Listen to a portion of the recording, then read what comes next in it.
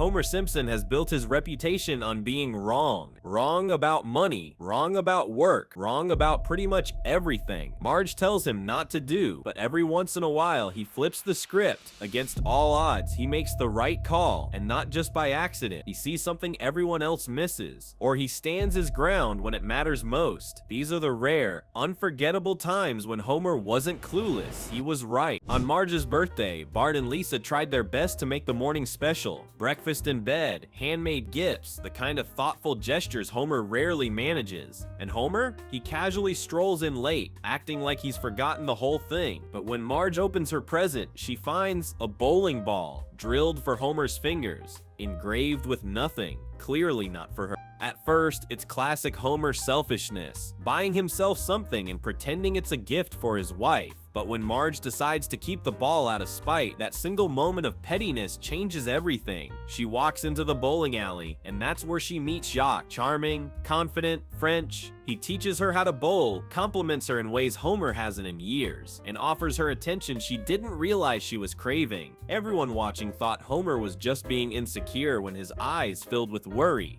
But Homer's instincts were dead on. Jacques wanted more than bowling tips. He wanted Marge. The lessons turned into lunches. The lunches turned into something dangerously close to date. Marge stood at a literal crossroads. Fiesta Terrace, where Jacques lived, or the power plant where Homer worked. And she chose Homer. The irony, that selfish gift, the one everyone mocked him for, ended up saving their marriage. Homer was right about Jacques, right about the danger, and without even realizing it, right about the fact that sometimes the clumsiest gesture is the one that pulls your family back together. It started the way a lot of Springfield disasters do, with Bart flying through the air. Mr. Burns barreled down the street in his luxury car and sent Bart crashing to the pavement. Instead of calling the police or even an ambulance, Burns' solution was to toss a nickel at the problem and drive away. Classic Springfield's richest man. Bart woke up in the hospital with only a bump on his head and a broken toe, but Lionel Hutz, the ever-slimy attorney, spotted something bigger, an opportunity. He told the family they could sue Mr. Burns for millions. Marge wanted no part of it.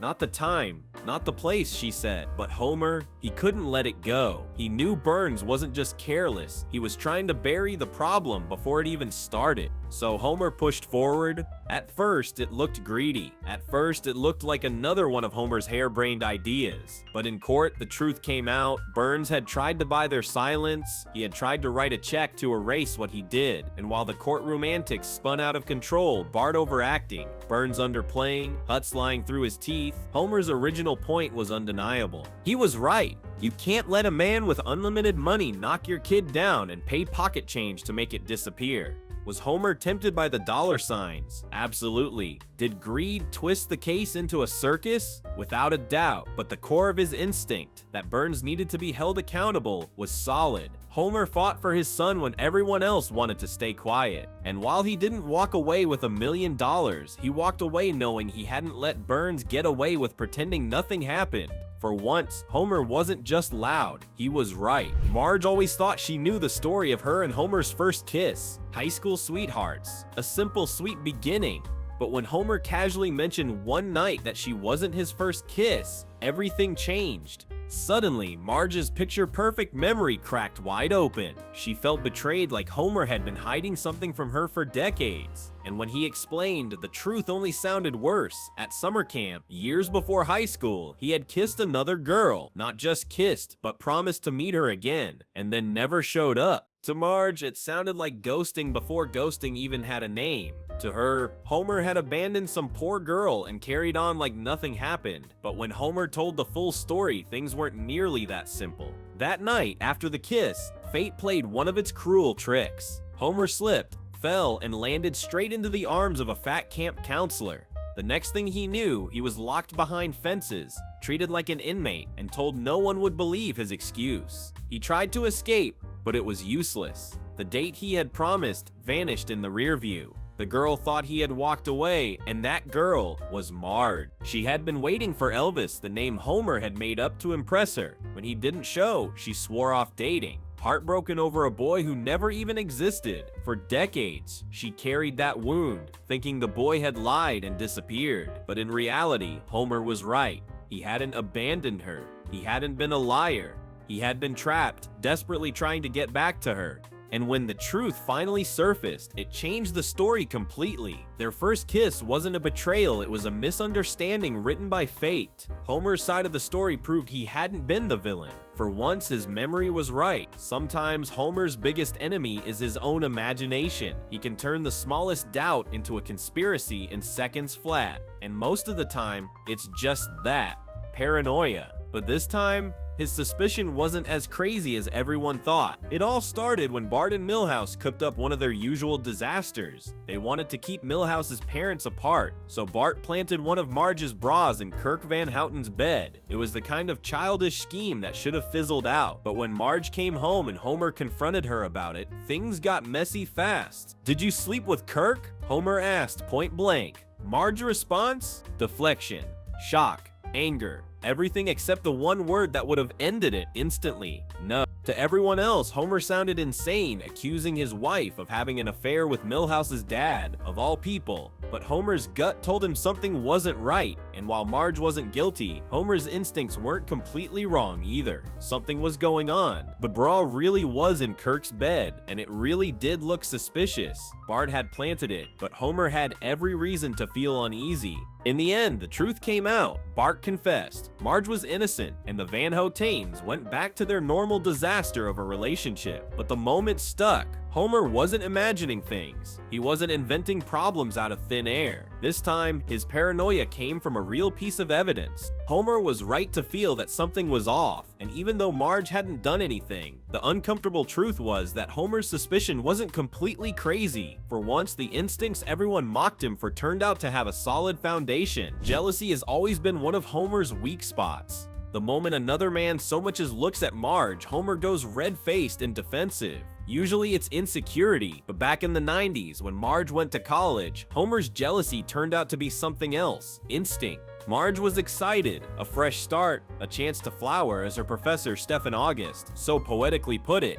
He praised her intelligence, pushed her to question her relationship, and whispered the kind of words that sound inspiring when you're young and idealistic. To Marge, he was just a mentor. To Homer, he was a threat. And Homer was right. August wasn't just guiding Marge academically, he was slowly prying her away from Homer. He called Homer a high school flame holding her back. He told her she was being treated as an object. He planted the idea that her love life was an obstacle to her success. And Marge, overwhelmed by his authority and charisma, started to believe it. Homer fought back the only way he knew how: through music. His band, Sadgasm, poured his pain into grungy, bitter lyrics. And while Marge thought he was being petty and jealous, Homer was simply translating the truth. Another man was trying to steal his wife. Eventually, the professor showed his true colors. He wasn't just interested in Marge's mind, he wanted her heart. And when it all collapsed, Marge realized what Homer had seen from the beginning. Her professor wasn't just teaching, he was manipulating. Homer's jealousy wasn't misplaced rage, it was clarity. He knew August was trouble before anyone else admitted it. And in the end, the man with the flannel shirt and out-of-tune guitar was right. Sometimes jealousy is just another word for seeing what's really happening. Everyone in Springfield knows Marge as the calm one, the glue, the voice of reason. So when even she started accusing Becky, Otto's ex-fiancé who had moved into the house, of plotting to steal her family, nobody took it seriously, not even Homer. At first, Becky seemed perfect. She helped with the cooking, bonded with the kids, and blended right into the household. Too right. Every compliment Homer gave Becky's meals, every project she helped Bart and Lisa with, chipped away at Marge's confidence. And when Patty and Selma whispered that Becky was trying to replace her, Marge spiraled. She accused Becky of cutting her brakes, of seducing Homer, of plotting her downfall. The family thought she was losing her mind. Even the police dismissed her. Homer rolled his eyes. Springfield was ready to lock her away. And then came the twist. After all the chaos, Becky admitted it. She really had thought about taking Marge's place. She had daydreamed about being the new wife, the new mom, the one Homer and the kids turned to instead of Marge. So the person everyone called paranoid? She was right. Sure, Marge went overboard. Yes, she had a full meltdown. But underneath it all, her instincts weren't wrong. Becky wasn't harmless, Marge wasn't crazy, and Homer, who had brushed it all off, had to face the truth. Sometimes, trusting your wife's instincts is smarter than trusting your own. Homer was right to finally believe Marge. even if it took a near-nervous breakdown to get there. Back in the earliest days of Springfield, Homer noticed something no one else in his family wanted to admit: the Simpsons were a disaster. Not quirky, not unique, a full-on dysfunctional mess. It all came to a head at Mr. Burns' company picnic. Other families looked polished and respectable. They smiled, they behaved, they played the part of the perfect nuclear unit. Meanwhile, Marge got drunk on spiked punch and started singing loudly. Bart ignored every rule in the sack race and embarrassed his dad in front of the boss. Lisa tried to play peacemaker but couldn't hold it together. Homer's desperate plea for the family to behave went ignored. Everyone else thought it was normal family chaos. But Homer knew better. He saw the way Burns admired another employee's well-mannered children, the way other couples acted supportive instead of destructive, and instead of shrugging it off, he admitted the ugly truth: his family really was dysfunctional. So he did the unthinkable. He took them to family therapy. Marge thought it was a waste of money. The kids mocked the whole idea, but Homer insisted, and sure enough, when the doctor hooked them up to aversion therapy machines that delivered shocks, the Simpsons went ballistic. They didn't heal, they didn't bond, they zapped each other until the entire system blew out. But that chaos proved Homer's point. They weren't like the other families. They weren't normal. They were without a doubt Springfield's most dysfunctional household, and even though they left the clinic just as broken as they entered, they also left with $250 in compensation, enough for Homer to buy a brand new TV. Dysfunctional? Definitely. But Homer had been right all along. If there's one couple less qualified to give marriage advice than anyone in Springfield, it's Homer and Marge. Their relationship is built on fights, near breakups, and more than a few close calls. So when Buck Mitchell, a minor league baseball player, and his pop star wife Tabitha came knocking for help, even Marge said, "We can't do this." But Homer insisted. Buck was humiliated after Tabitha's scandalous performance at a ball game, and their marriage was on the verge of collapse. Against all odds, Homer believed he and Marge could guide them through it, and in the beginning it seemed doomed. Buck whined about being overshadowed, Tabitha flirted shamelessly with Homer, and Marge rolled her eyes at the entire process. But then something weird happened. Homer's clueless optimism actually helped. He reminded them why they fell in love, encouraged them to fight for their relationship, and even orchestrated a dramatic reconciliation stunt involving a Zeppelin message over the stadium. It was chaotic, messy, and very Homer, but it worked. The counseling didn't fix everything forever. Buck and Tabitha were still volatile, but the point was clear. Homer's instinct to step in was the right one. While Marge doubted they had anything to offer, Homer saw something she did. Sometimes, even the most flawed couple can be exactly what another flawed couple needs. For once, Homer wasn't the one being saved. He was the one saving someone else's marriage. Homer's selfishness is legendary. If there's food, TV, or beer on the line, he'll take it every time. So when Marge dragged him to a church retreat for marriage counseling, everyone knew where his head really was. Not on fixing the relationship, but on catching the giant catfish, General Sherman, that lived in the lake nearby. From the start, it was a disaster. While Marge poured her heart out to Reverend Lovejoy about Homer's flaws, Homer snuck away with a fishing pole. While she confessed that he chewed with his mouth open and gambled too much, Homer was battling a monster fish. And against all odds, he caught it. General Sherman, the legendary prize that every fisherman dreamed of. For Homer, it was a triumph. For Marge, it was confirmation of her worst fear, that her husband would rather chase glory than save their marriage. But then came the moment no one expected. Homer looked at Marge, saw the disappointment in her eyes, and realized the truth. If he kept the fish, it would prove her right that he cared more about himself than about them. So he did something completely un-Homer-like. He threw it, no hesitation, no second guessing. The fish that would have made him a legend slipped back into the water, and in that instant, Homer proved Marge wrong. He wasn't always selfish, he wasn't always thoughtless. He could sacrifice something he wanted, something huge, just to show her how much she mattered. For once, Homer didn't need words. His actions spoke for him, and they said, this marriage means more than any victory ever could. Homer has never been the poster child for faith. He sleeps in on Sundays, complains about sermons, and treats church more like a chore than salvation. But when Bart got kicked out of public school and sent to a Catholic academy, something unexpected happened. Homer got hooked. The priest lured him in with pancakes for dinner, bingo nights, and the greatest perk of all, forgiveness, no matter what you'd done. For once, religion sounded tailor-made for Homer, and before long, Bart joined him, rosary in hand, proudly declaring, "Catholics rock." Marge panicked. To her, Catholicism meant division.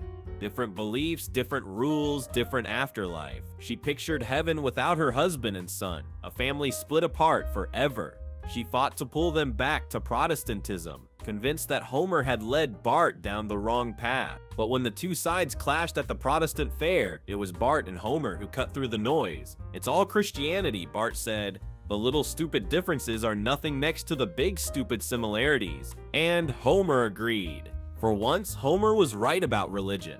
Not in the details, not in the theology, but in the heart of it. Faith wasn't supposed to divide families. It wasn't supposed to tear them apart. It was supposed to keep them together. And in that moment, Homer proved that sometimes the biggest truths come from the most unlikely mouth. For a man known for being wrong, Homer Simpson has a strange gift for being right at the exact moments it matters most. He was right about Jacques at the bowling alley, right to push back against Mr. Burns, right that Marge's professor was a fraud, right that his family was dysfunctional, and right that love means sacrifice, whether it's throwing back a legendary fish or refusing to let religion tear the people he loves apart. Homer will always be Springfield's fool. He'll always drink too much, eat too much, and say the wrong thing at the wrong time. But beneath the bumbling and the blunders, there's a man whose instincts, every so often, hit the bullseye. And when he's right, he's not just a husband, or a father, or a worker at the power plant. He's the heart of the Simpsons. Because sometimes the man everyone laughs at is the one who sees the truth the clearest.